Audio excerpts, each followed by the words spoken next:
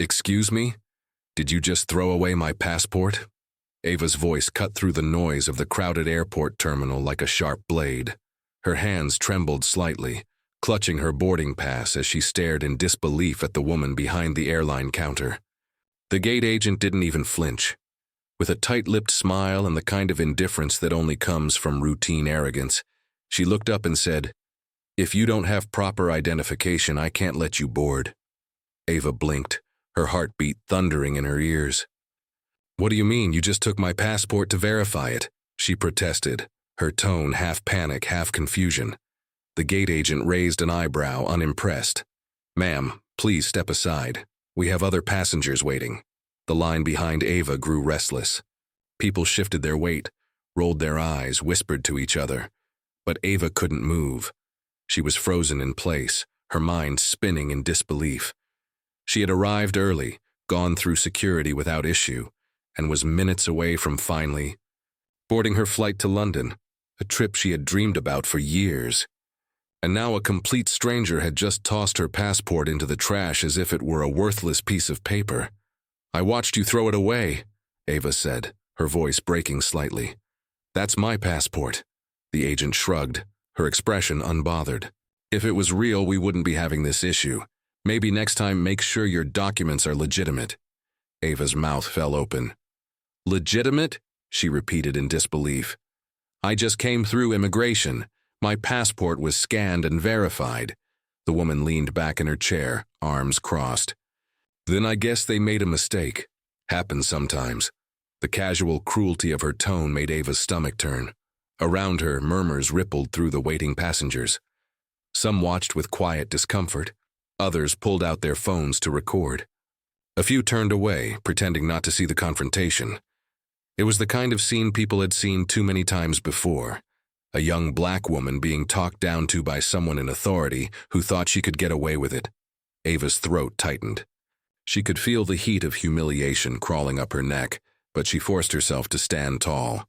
"Ma'am," she said carefully, "I worked for months to afford this ticket. I'm going to London to speak at an international youth summit. Please, just give me back my passport so I can board." The agent's eyes flicked up, a hint of a smirk forming on her lips. "You? Speaking at a summit?" she said mockingly. "Sure you are. Why don't you let the adults handle the important things, sweetheart?" A wave of shocked gasps came from the line behind her. Ava's jaw clenched. "You can check with your supervisor," she said, her voice trembling with both anger and restraint. "My name is Ava Collins. You can verify it on your system." "Oh, I'm sure you've got all kinds of names," the agent muttered under her breath. It was a quiet jab, but the kind that cut the deepest. A few bystanders looked outraged. One woman, standing a few feet away, spoke up. "That's completely uncalled for. You can't talk to her like that." The gate agent immediately snapped. "Ma'am, please mind your own business before you're denied boarding too." The woman backed off, shaking her head, muttering under her breath. The security guard nearby looked uncertain, clearly aware that something was off, but unwilling to intervene against the gate agent's authority. Ava felt trapped. Every second that ticked by chipped away at her dignity. She thought about her mother's proud smile that morning when she left home, about the endless hours she'd spent preparing her presentation, about how she'd told everyone this trip was proof that hard work and talent could break barriers. And now, she was being treated like a criminal for daring to exist in the wrong skin. The gate agent leaned closer, her tone now cold and dismissive. "Look, miss, if you cause any more disturbance, I'll have to call security to escort you out. Do you understand?" Ava's voice dropped to a whisper. "You threw away my passport. You can't just do that." The woman smirked again. "Then maybe next time travel with something real." That phrase, "something real," stabbed like a knife. It wasn't just the insult.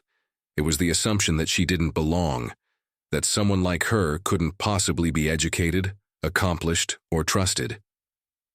Ava inhaled deeply, steadying herself. "You have no right to treat me this way," she said quietly but firmly. "And I promise this won't go unnoticed." The agent rolled her eyes, clearly bored now. Sure, complain all you want. You people love doing that."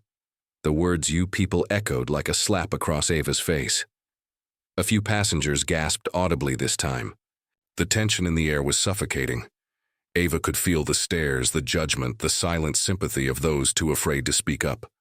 Her eyes burned, but she refused to let a single tear fall.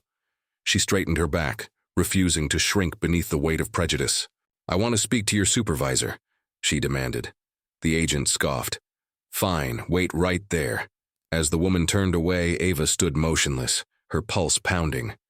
This was supposed to be the happiest day of her life, a celebration of everything she'd worked for. But instead, it had turned into a public humiliation. What the gate agent didn't know, what she couldn't possibly imagine, was that the young woman she'd just insulted wasn't just another passenger. Ava was about to represent her country on a global stage. She was a rising innovator, a scholarship winner, and the youngest person ever invited to speak at the United Nations Youth Innovation Summit. And soon, everyone in that terminal would find out exactly who she was, and just how big a mistake that gate agent had made. Ava stood in stunned silence, her heart pounding so hard she could hear the blood rushing in her ears. She could barely believe what was happening. The gate agent had not only insulted her, but now she was refusing to admit she'd thrown away her passport. Around her, the line of passengers shuffled impatiently, their murmurs mixing with the distant sound of boarding announcements echoing through the terminal. The contrast was surreal, people laughing, families hugging, and yet here Ava stood, humiliated, being treated like a criminal for something she hadn't done. "Please," Ava said again, trying to steady her voice. "You can't just throw away my passport, it's real. Please check again. It has my visa, my details, everything." The agent, whose name tag read Nancy, gave her a tired, irritated look. "Ma'am, I already told you. If your documents were authentic, they wouldn't have been flagged by our system. We can't have anyone boarding with suspicious identification." Suspicious identification? Ava couldn't believe what she was hearing. She had used that exact same passport for 3 years, traveled multiple times, and never had a single issue. "It wasn't flagged," she said firmly. "You took it and then you—" Nancy interrupted sharply. "Enough! You're holding up the line. Step aside or I'll call security." People in line began whispering louder now. A young man with a backpack looked disgusted. "This is messed up," he muttered under his breath. She didn't even do anything. But the others just stared, some recording quietly with their phones. Ava felt her cheeks burning. She wasn't the type to cause a scene, but every instinct inside her screamed that if she didn't stand her ground, she'd lose more than just her flight. She'd lose her dignity. "Call security then," Ava said softly, her voice trembling with a mix of anger and disbelief. "Because I'm not walking away until you fix this." Nancy's expression darkened. "Fine," she snapped. She waved at the nearby guard, a tall man in a navy blue uniform who looked hesitant to get involved. "Officer, this passenger is refusing to comply and is causing a disturbance." The guard approached cautiously. "Ma'am," he said gently to Ava, "can you please move to the side so they can continue boarding? We can sort this out privately." Ava turned to him, her eyes wide with desperation. "She threw away my passport. My actual passport. You can check the trash bin right behind her counter." The guard's expression faltered. "Is that true?" he asked Nancy.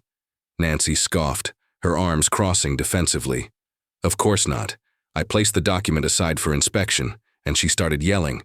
She's overreacting." "I didn't yell," Ava said, her voice cracking. "I'm just trying to get on the flight I paid for." The guard looked torn, clearly uncomfortable. He glanced between the two women and finally sighed. "Okay, let's just calm down," he said. "I'll ask maintenance to check the bin, all right? Just to clear things up." Nancy rolled her eyes dramatically, but Ava nodded in relief. Finally, someone was taking her seriously. The maintenance worker arrived and retrieved the small black trash bin. He put on gloves and began sifting through crumpled papers, discarded receipts, and boarding stubs, until his hand froze. He slowly lifted a dark blue booklet, smudged with coffee stains but unmistakable. Ava gasped. "That's it. That's my passport." The entire line fell silent. Nancy's face drained of color, her confident smirk disappearing instantly. The guard looked at her in disbelief.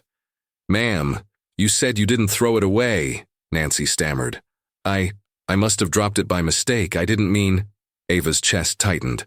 "You said it was fake," she reminded her, her voice trembling but strong. "You told everyone here I was lying." Nancy looked furious now, but not at herself, at Ava. "You people are always looking for drama," she muttered under her breath, thinking no one could hear. But someone did. The young man in the line who'd been watching the entire time stepped forward.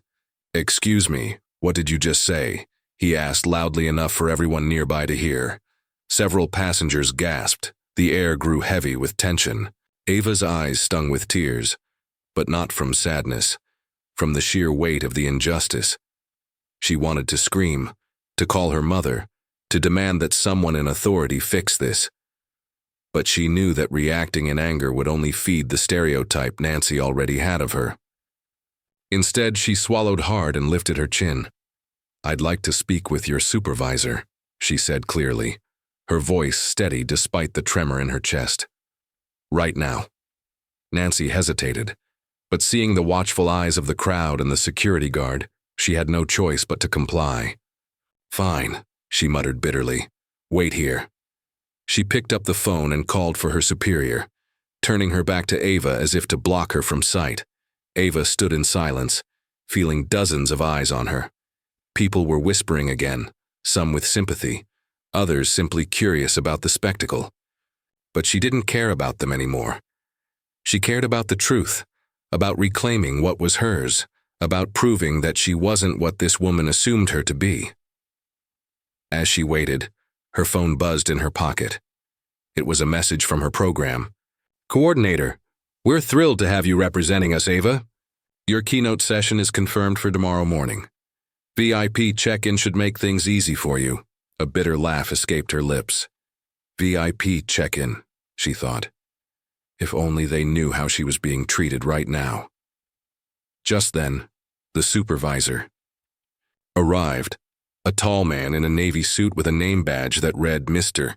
Howard. He looked at the scene in confusion. "What's going on here?" he asked. Before Nancy could twist the story again, Ava spoke up. "What's going on?" she said, meeting his eyes with quiet strength. "Is that your employee accused me of using a fake passport, threw it in the trash, and then tried to humiliate me in front of everyone?" The crowd fell completely silent, waiting for his response. Mr. Howard frowned, glancing between Ava and Nancy. "Is that true?" he asked sternly. Nancy's lips parted, but no words came out. Ava stood tall, her hands shaking only slightly as she said, "Check your system. My name is Ava Collins. I'm supposed to be on Flight 214 to London, and I'm not leaving this counter until someone takes me seriously." In that moment, despite the humiliation and anger, Ava looked more powerful than anyone in that terminal, and, though she didn't know it yet, her calm defiance was the beginning of something much bigger than a single confrontation.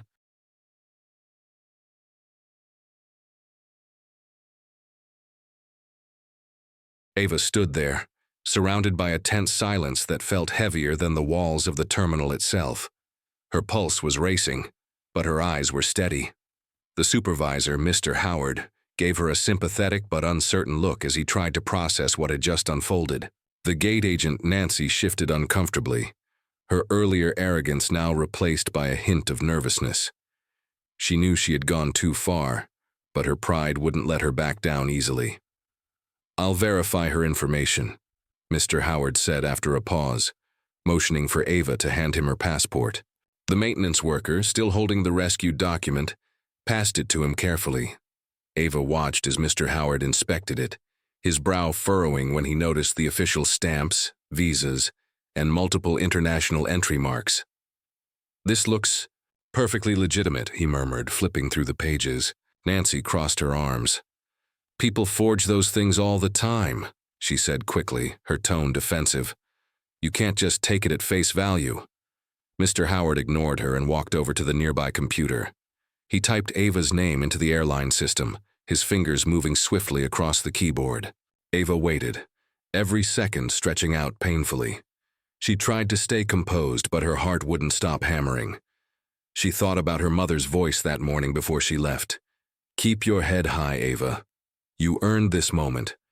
Finally, Mr. Howard looked up from the screen. His expression shifted from suspicion to disbelief. "Ms. Collins," he said slowly, "you're listed here under our VIP passengers. It says you're a guest speaker for the United Nations Youth Innovation Summit." Gasps rippled through the small crowd of onlookers. Nancy's face went pale. "That can't be right," she stammered. "There must be a mistake." Ava met her eyes with quiet firmness. "It's not a mistake," she said. "That's exactly who I am." Mr. Howard's demeanor changed immediately. He straightened his jacket and said, "Ms. Collins, I deeply apologize for this inconvenience. Please allow me to make this right." Nancy, however, still looked unconvinced. "You're telling—" She emphasized the word like it was poison. "Is some kind of UN delegate?" The crowd's reaction was instantaneous. A man near the front, who had been filming the entire scene, spoke up. "Yeah, she is. I saw her on the news last week. The youngest inventor from the US to win the Global Youth Robotics Challenge, right?" Ava turned toward him, momentarily caught off guard. "Yes," she said softly, almost embarrassed by the sudden attention. The man grinned. "Knew it. My daughter did a report on you for school." A few people clapped quietly, murmuring to one another. The atmosphere had shifted completely. What had begun as a scene of humiliation was transforming into something else entirely: vindication. Mr. Howard handed back the passport carefully, as if it were made of glass. "Ms. Collins, I am so sorry for what's happened. Please know this doesn't reflect our values as a company." But Ava wasn't ready to let it slide so easily. "Your employee accused me of fraud in front of everyone, threw away my passport, and told me I was lying," she said calmly, but with conviction. "Do you have any idea what that feels like?" The crowd had fallen silent again, all eyes locked on her. Nancy's face flushed crimson. "I didn't mean anything by it," she said weakly. "I was just doing my job." "Doing your job?" Ava repeated, her tone icy. "You called me a liar. You told me my identity wasn't real. You told me you people always have some story." A few passengers gasped again. Mr. Howard turned sharply to Nancy. "Is that true?" Nancy froze. I might have said something that was misinterpreted."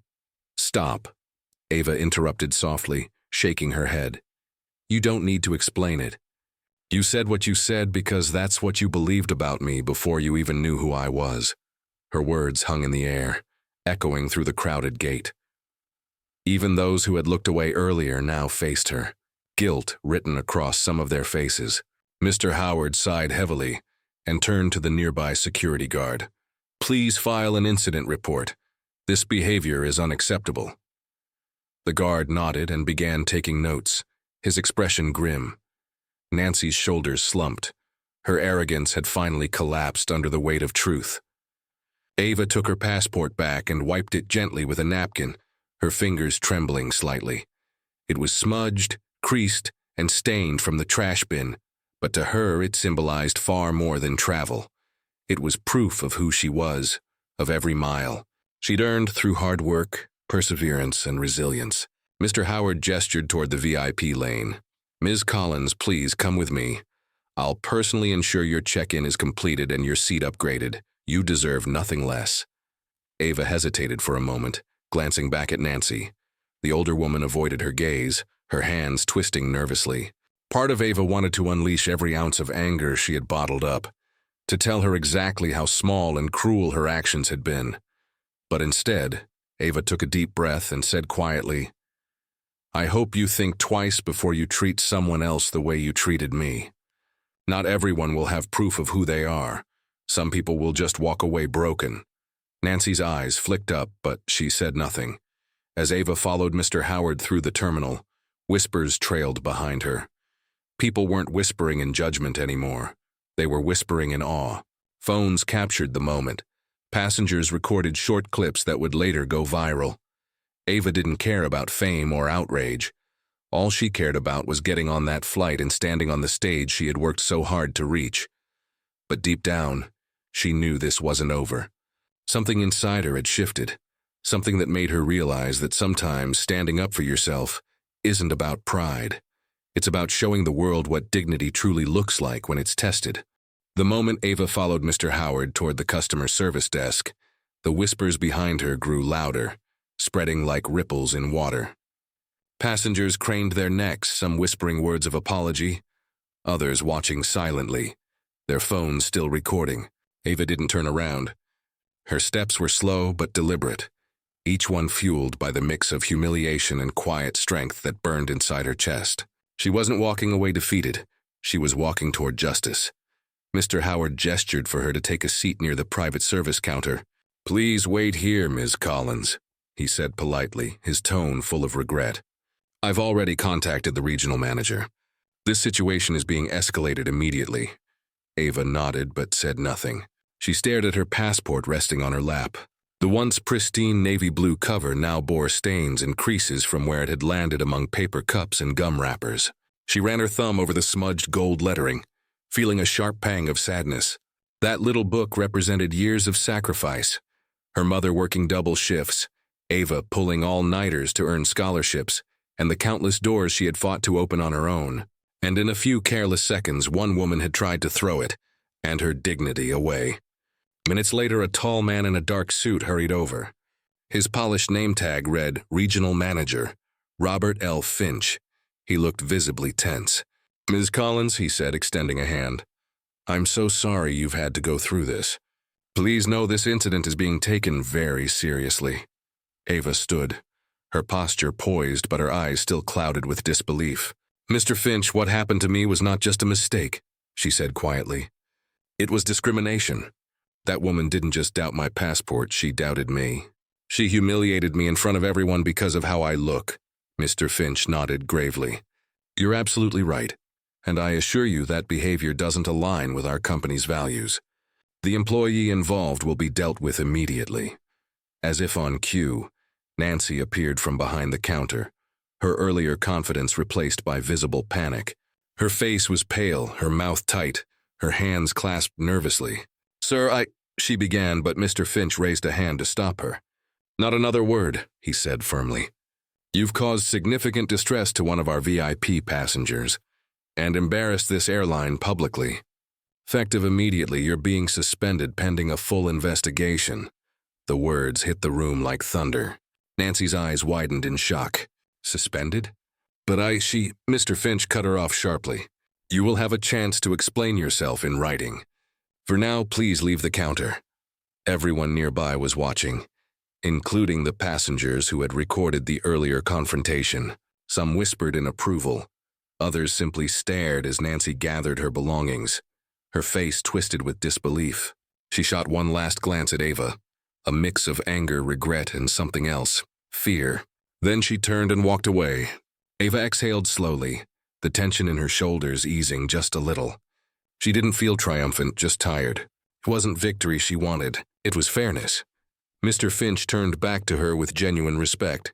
"Ms. Collins, please allow me to personally escort you to your gate. We've upgraded your ticket to first class, and our staff will make sure you're comfortable for the rest of your journey." Ava hesitated before replying. "I appreciate that," she said softly. "But what I really want is for you to make sure this doesn't happen to someone else. Not everyone has proof of who they are. Not everyone gets the chance to be believed." Mr. Finch's expression softened. "You have my word," he said sincerely. As they walked toward the gate, the crowd parted silently to make way for her. It was as if the entire terminal had collectively realized how wrong things had gone. People who had stayed quiet before now gave small, apologetic smiles, a few even whispering "good luck" as she passed. Ava gave polite nods but kept her focus forward. When they reached the gate, the flight attendants greeted her with warm smiles, clearly aware of the situation. "Ms. Collins, we are honored to have you on board," one of them said, her voice genuine. "Please, right this way." Ava stepped onto the plane, feeling the hum of the engines beneath her feet. As she walked down the aisle, She couldn't help but think about how easily her day could have ended differently, how close she'd come to missing the opportunity of a lifetime because of someone's prejudice. The thought sent a chill down her spine. Once seated, she looked out the window. The afternoon sun glowed golden on the runway, and she finally let herself breathe. The sting of the experience lingered, but so did something else, resolve. She knew the story wouldn't end here. There would be reports, public apologies, perhaps even media coverage. But more than that, she knew she had a responsibility now, to speak up, to turn her pain into purpose. Just before takeoff, Mr. Finch approached one last time. "Ms. Collins," he said quietly, "I want you to know that the employees' actions don't define who we are as an airline. I hope you'll accept our sincerest apologies." Ava nodded. "Apologies are good," she said, looking him in the eye. "But accountability is better. Make sure she learns why what she did was wrong. That's the only way things change." Mr. Finch gave a solemn nod. "You have my promise." As he left, Ava leaned back in her seat, her passport resting safely in her hands. It was battered, but to her it had never looked more powerful. It wasn't just a travel document anymore. It was a reminder that dignity, once defended, becomes unbreakable. The plane began to taxi down the runway, and Ava watched as the world outside blurred by. She felt the weight of what had just happened settle into her chest, not as pain, but as strength. She whispered to herself, "They tried to take my identity, but all they did was reveal it." And as the engines roared and the plane lifted into the sky, Ava closed her eyes, knowing that this was just the beginning of something far greater than one flight or one speech. It was the start of her story becoming a voice for countless others who had been silenced. The flight to London felt longer than usual, though it wasn't the hours that made it feel that way. It was the weight of everything that had happened before Ava boarded. She sat quietly in her upgraded first-class seat, the world outside the window fading into streaks of light as the plane soared above the clouds. The hum of the engines and the soft chatter of other passengers created a kind of calm she hadn't felt all day. But inside, her thoughts refused to rest. She replayed every moment in her mind, the disbelief in the gate agent's voice, the humiliation, the way everyone stared as if she had done something wrong. For the first time in a long time, Ava felt small. But beneath that pain was something else, a steady pulse of strength. She had stood her ground when it would have been easier to walk away. She had refused to be erased, even when someone tried to strip her of her dignity with a single cruel act. The flight attendant approached with a warm smile. "Ms. Collins, can I get you something to drink?" she asked kindly. Ava shook her head with a polite smile. "I'm fine, thank you," she said softly. The attendant hesitated for a moment, then leaned closer and whispered, "I saw what happened back there. I just want to say, I'm so sorry. You handled it with so much grace. Everyone on the crew was talking about it. You inspired us." Ava blinked in surprise. She hadn't realized her story had already spread that far. "Thank you," she said, her voice barely above a whisper. "I just didn't want to be silent anymore." The attendant smiled gently and patted her shoulder before walking away. Ava gazed out the window again, her reflection faintly visible in the glass. For a moment she saw not the tired, humiliated traveler who had stood at the gate hours ago, but the woman her mother had raised her to be. Resilient, intelligent, unbreakable. By the time the plane landed in London, dawn was breaking over the city. The sky glowed with soft pinks and oranges as the aircraft touched down. Ava gathered her things slowly, holding her passport close to her chest. The once pristine document now bore visible scars, creases and stains. But to her, it had become a symbol, proof that even when others tried to devalue her, she would always rise above. As she stepped off the plane, she was greeted by a representative from the United Nations Youth Innovation Summit, holding a placard with her name. "Miss Ava Collins, welcome to London," the woman said with a bright smile. "We've been waiting for you. I hope your journey went smoothly." Ava paused for a second before answering. "It was eventful," she said with a small smile. Later that evening, the grand conference hall buzzed with energy. Cameras flashed, journalists chatted, and young innovators from across the world gathered in their best suits and dresses. Ava stood backstage, her heart fluttering as the event host announced her name. Please welcome from the United States the youngest recipient of the Global Youth Innovation Award, Ava Collins. The applause was thunderous. As she walked to the podium, the memory of the airport lingered at the edge of her mind, but she didn't let it shake her. She took a deep breath, smiled at the audience, and began to speak. Earlier today, she started, her voice steady, I was reminded of how fragile respect can be, and how powerful it becomes when we choose to stand up for it. The room fell silent, listening intently. Ava continued, I came here to talk about innovation, but what I learned on my way here is something even more important. No matter what you create or achieve, there will always be people who look at you and decide what you're worth, based on their prejudice. But their judgment doesn't define you. Your perseverance does. She paused, scanning the faces in the audience. Young people from dozens of countries, all united by dreams and determination. Today, I stand here not just as an engineer or a speaker, she said, her voice growing stronger, but as someone who believes that the way we treat others is the greatest invention of all. Respect doesn't need a title. Dignity doesn't need permission. The crowd erupted in applause. Cameras flashed. People rose to their feet. Some were even moved to tears. Ava felt her heart swell, not from pride but from relief. What had started as humiliation had transformed into something powerful. Her story, once just a moment of injustice, had become a message of hope. After the speech, journalists surrounded her, asking about the incident at the airport. Ava didn't name the airline or the woman. She simply said, I don't want revenge. I just want change. I want a world where no one's identity or potential is questioned because of how they look. Her words spread quickly across social media. Within hours, news outlets were covering her story. Young innovator's passport thrown away by airline worker. Her response inspires the world. The airline issued a public apology and announced mandatory sensitivity and diversity training for all staff. The gate agent, Nancy, was officially dismissed. Ava didn't celebrate her downfall.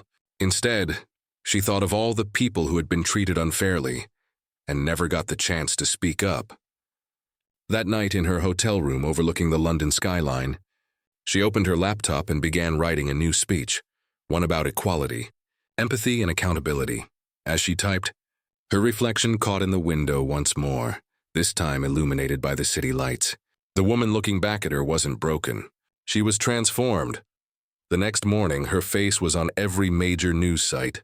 But Ava didn't care about fame or praise. What mattered was that her story had reached people. That maybe, somewhere out there, someone would think twice before dismissing another person based on appearances. She picked up her passport from the desk and smiled faintly. It was battered but beautiful, a survivor, just like her. She whispered to herself, they tried to throw me away, but I took flight instead. And with that, Ava walked out into the London morning, the world watching, not as a victim, but as a voice for change.